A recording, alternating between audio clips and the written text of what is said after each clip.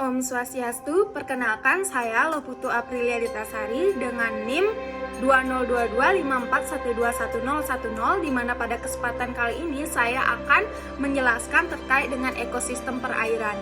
Ada 3 ekosistem yang akan saya jelaskan. Yang pertama ada ekosistem terumbu karang, kemudian ekosistem padang lamun, dan yang terakhir adalah ekosistem hutan mangrove.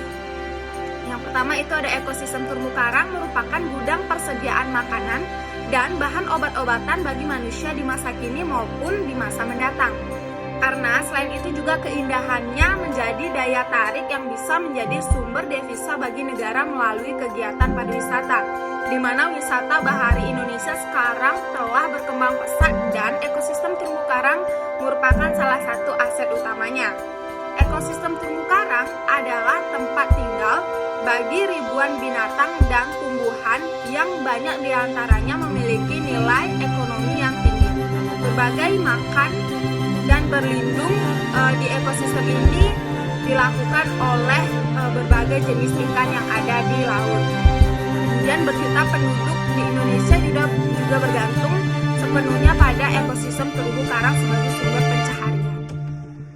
Apa saja yang disediakan oleh ekosistem terumbu karang bagi kepentingan manusia? Yang pastinya sebagai sumber makanan dengan protein yang tinggi. Kemudian juga sebagai sumber bahan obat-obatan. Yang ketiga ada sumber bahan bangunan. Kemudian ada sumber penghasilan, di mana kita bisa memanfaatkan hasil tangkapan seperti ikan, udang, dan agar-agar. Dan pastinya melindungi pantai dari hempasan ombak dan arus.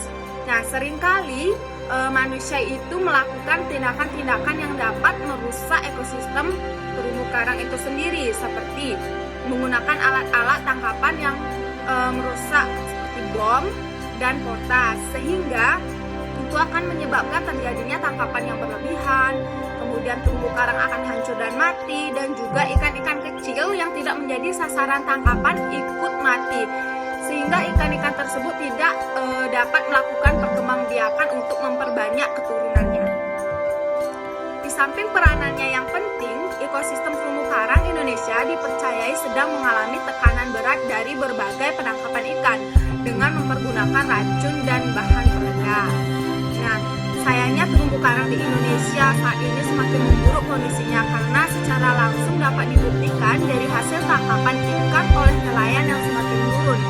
Selain jumlah hasil tangkapan ikan semakin menurun, juga ukuran ikannya semakin kecil yang membuat nelayan memerlukan waktu yang lebih lama untuk mencari ikan. Kegiatan manusia merupakan penyebab terbesar penurunan kondisi ekosistem terumbu karang di dunia. Semakin cepat pertumbuhan penduduk dunia, semakin padat di permukiman daerah pesisir, maka semakin terancam pula keberadaan ekosistem terumbu karang beserta sumber daya laut lainnya. Selanjutnya yaitu ekosistem padang lamun. Ekosistem padang lamun adalah ekosistem khas di laut dangkal pada wilayah perairan hangat dengan dasar pasir dan didominasi oleh tumbuhan lamun, sekelompok tumbuhan anggota bangsa alis matales yang beradaptasi di air asin. Ekosistem padang lamun memiliki peran sangat penting baik secara ekologi maupun biologi di kawasan pesisir dan estuari. Tumbuhan ini berperan sebagai produsen dan menyediakan makanan bagi penyu, dugong, invertebrata herbivora, dan ikan herbivora.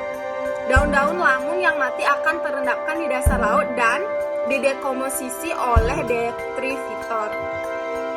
Sebagian besar lamun memiliki struktur daun pita yang panjang dan sempit. Namun ada beberapa juga genus yang memiliki daun berbentuk bulat.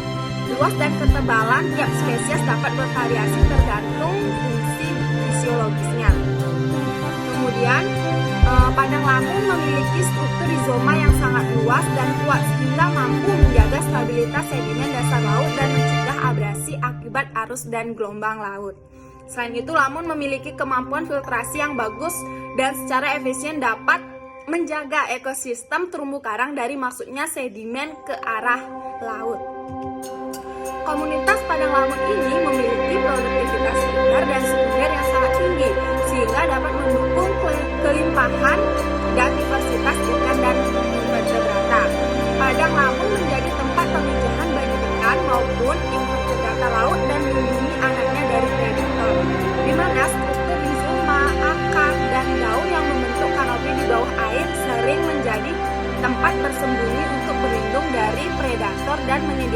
ditujukan untuk menempel bagi organisme-organisme yang hidup di daerah lamun itu sendiri.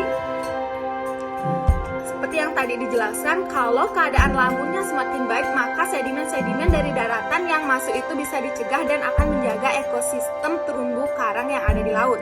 Nah, dilanjutkan sekarang dengan ekosistem hutan mangrove, di mana ekosistem hutan mangrove adalah hutan yang tumbuh di daerah pasang surut, terutama di pantai yang terlindung dan muara sungai yang tergenang pada saat pasang dan bebas dari genangan pada saat surut, yang komunitas tumbuhannya bertoleransi terhadap garam, artinya toleran terhadap kondisi asin.